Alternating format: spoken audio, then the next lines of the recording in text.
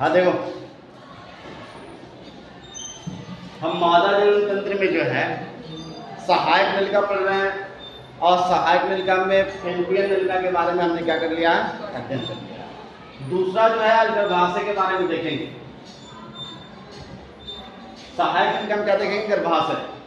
अब चूंकि गर्भाशय को बेटा यूट्रस के नाम से भी जाना जाता है, इसके बाद से हैस्ट्रा के नाम से भी जाना जाता है, उम्र के भी नाम से जाना जाता है, और मेट्रा के नाम से भी जाना जाता है, या बच्चेदानी भी इसे कहा जाता है। इसको इतने नाम से क्या जाता है, जाना जाता है।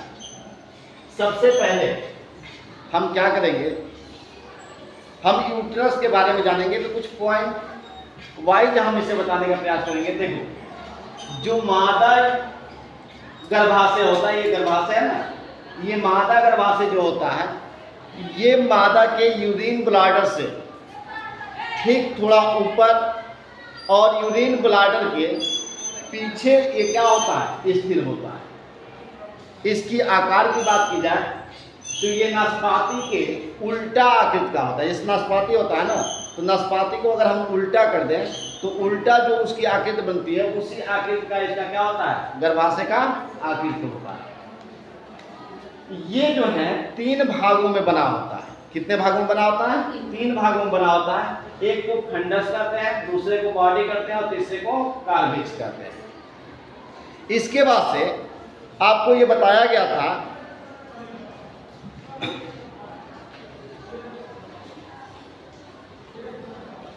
गर्भाशय की भित्ति, जो गर्भाशय की भित्तियां होती हैं बेटा, तो गर्भाशय की भित्ति जो होती है वह सरल पेशियों से बनी होती है। ये गर्भाशय की भित्ति जो होती है वह सरल पेशियों से बनी होती हैं, जिन्हें मायोमेटेरियम कहते हैं। क्या कहते हैं, मायोमेटेरियम कहते हैं। और जो गर्भाशय की गुहा जो होती है, गर्भाशय की जो गुहा होती है वह क्या होता है, श्लेष्मा झिल्ली के द्वारा घिरी रहती है। किसके द्वारा घिरी रहती है, श्लेष्मा झिल्ली के द्वारा घिरी रहती है, जिसे एंडोमेटेरियम कहते हैं। ये देख रहे हैं ना, ये श्लेष्मा झिल्ली के द्वारा क्या होती है, घिरी रहती है, जिसे हम क्या कहते हैं, एंडोमेटेरियम कहते हैं। और गर्भाशय के अंदर जो भ्रूण होता है, जो भ्रूण का निर्माण होता है गर्भाशय में, वह किसके द्वारा जुड़ा रहता है, तो वह प्लेजेंटा के द्वारा यानी अपरा के द्वारा क्या होता है, जुड़ा रहता है। अब थोड़ा सा हम गर्भाशय की संरचना को देखते हैं। जैसे यह एक गर्भाशय आपको दिखाई दे रहा है। हमने बताया कि भाई इसमें गर्भाशय जो है ये 3 भागों में बटा होता है। आप ये देख रहे हो कि ये दोनों तरफ क्या है, एक जोड़ी ओवरी है, दिखाई दे रहा है ना। लेकिन यहाँ ऊपर की तरफ एक उभरा हुआ भाग दिखाई दे रहा है। तो जो ये ऊपर की तरफ ये वाला भाग, जो उभरा हुआ भाग दिखाई दे रहा है, इस उभरे हुए भाग को हम क्या कहते हैं, फंडस कहते हैं। तो पहला जो है फंडस किसे कहते हैं, तो गर्भाशय में जो उभरा हुआ भाग होता है उसे हम क्या कहते हैं, फंडस कहते हैं। और यहाँ से और यहाँ तक का जो ये भाग दिखाई दे रहा है, देख रहे हो ना, ये यहाँ से और यहाँ तक का जो भाग दिखाई दे रहा है, ये वाला बीच वाले भाग को हम बॉडी कहते हैं, यानी बॉडी को हिंदी में क्या कहते हैं, काय कहते हैं। क्या कहते हैं, काय कहते हैं। इसी बॉडी के अंदर, इसी काय के अंदर भ्रूण का क्या होता है, विकास होता है, और यहीं पे बच्चा क्या होता है, परिपक्व होता है। वह 9 माह तक यहीं पर परिपक्व होता है, और परिपक्व होने के बाद ये वाला जो बीच वाला भाग है बेटा, ये जहां से मुड़ा हुआ भाग है, इस मुड़े हुए भाग को हम क्या कहते हैं, ग्रीवा कहते हैं। क्या कहते हैं, ग्रीवा कहते हैं। और ये नीचे वाला जो भाग होता है, ये गर्भाशय का जो नीचे वाला भाग है वो होता है, वो किससे जुड़ा होता है, योनि से जुड़ा होता है, वेजाइना से जुड़ा होता है। अब ये जो जहां पे ये भाग मुड़ रहा है, आप ये देख रहे हो ना कि यहाँ पे आके ये भाग यहाँ पे जहाँ मुड़ रहा है, यहाँ पर एक छिद्र का निर्माण होता है। किसका निर्माण होता है, छिद्र। जब अंडाणु क्या होता है, ये फिलिपियन ट्यूब के तुम्बिका क्षेत्र में निषेचित हो जाता है, तो निषेचित होकर क्या होता है, ये वहां से आगे परिपक्व होकर कहाँ आता है, ये काय में आता है, और काय में आकर यहाँ पे भ्रूण में परिवर्तित होता है। तो जब ये भ्रूण में परिवर्तित होता है तो आप जानते हो कि उस समय यहाँ एंडोमेटेरियम का क्या हुआ होता है निर्माण। ये चीज क्या है एंडोमेटेरियम, क्या है एंडोमेटेरियम है। और इसी एंडोमेटेरियम के पास भ्रूण आकर क्या होता है यहाँ पर प्लेजेंटा से चिपक जाता है। जैसे चिपकता है तो इस गर्भाशय के अंदर से कुछ तरल पदार्थ का स्राव होता है, श्लेष्मा का स्राव होता है। और वह श्लेष्मा क्या करता है जो ये वाला भाग है यहाँ पर आकर ये क्या कर देता है इस भाग को ऐसे इस छिद्र को बंद कर देता है। और ये जो ये वाला छिद्र होता है इसको आंतरिक छिद्र कहा जाता है, ठीक है ना।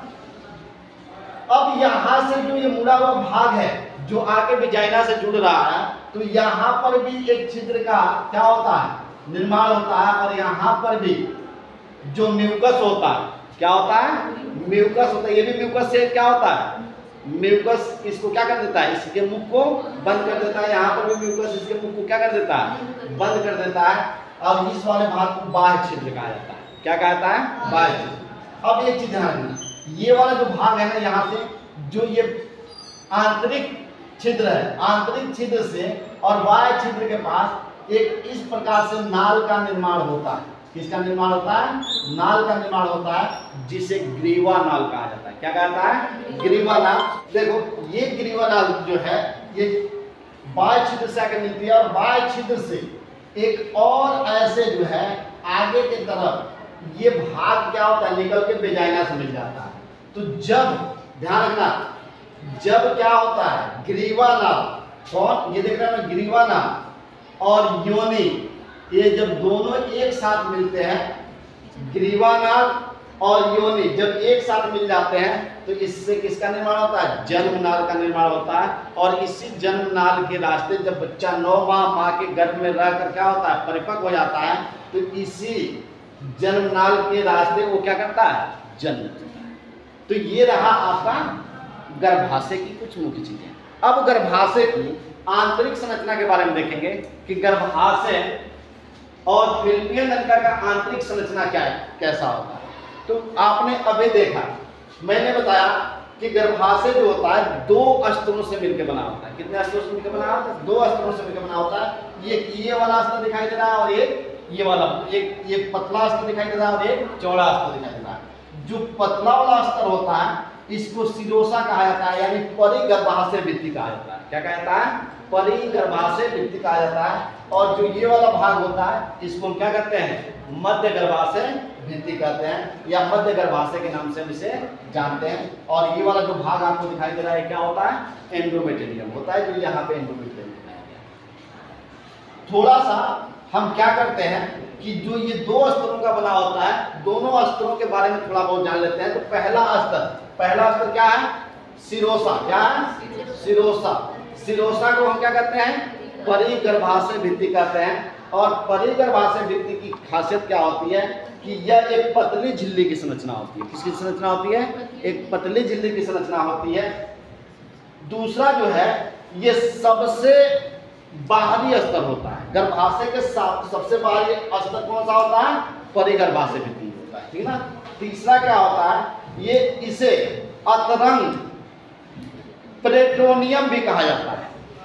ध्यान रखना बताया गया कि यह पतली झिल्ली की संरचना होती है ये सबसे बाहरी स्तर होती है। और तीसरा बताया गया कि इसे अतरंग पेरिटोनियम भी कहा जाता है। तो ये बाहरी स्तर का ये 3 आपने देख लिया। इसके सेकेंड स्तर जो है जो द्वितीय स्तर है तो द्वितीय स्तर को भी हम जान देंगे। तो द्वितीय स्तर को हम क्या कहते हैं मध्य गर्भाशय कहते हैं। और ये मध्य गर्भाशय बना किससे होता है तो पेशी स्तर से मिलकर बना होता है। किससे बना होता है पेशी से। अब ये जो है इसकी खासियत क्या है कि ये सबसे मोटी स्तर होती है। ये वाला जो होती है ये ये जो पेशी स्तर होती है ये सबसे मोटी स्तर होती है। पहला इसकी खासियत क्या होती है कि ये सबसे मोटी स्तर होती है। दूसरा क्या होता है ये अतरंग होती है चिकनी होती है आरेखित होती है अनैच्छिक पेशी होती है, ठीक है ना। इस बताया गया दूसरा अतरंग होती है चिकनी होती है आरेखित होती है और अनैच्छिक पेशी होती है। और तीसरा जो है मादा में ये सबसे बड़ी क्या होती है, पेशी स्तर होती है। और मादा का देखा जाए कि सबसे बड़ा पेशी स्तर क्या होता है, तो वो कौन सा होता है, जो मध्य गर्भाशय है, जो मध्य गर्भाशय की पेशी है वह सबसे बड़ी पेशी क्या होती है, स्तर होती है। ठीक है ना। तो ये हमारा गर्भाशय क्या हुआ, कंप्लीट हुआ। अब हम सीधे क्या पढ़ेंगे, योनि, जो इसमें तीसरा कौन सा बचा हुआ है, यानी सहायक निलिका में योनि, हम इसको पढ़ेंगे।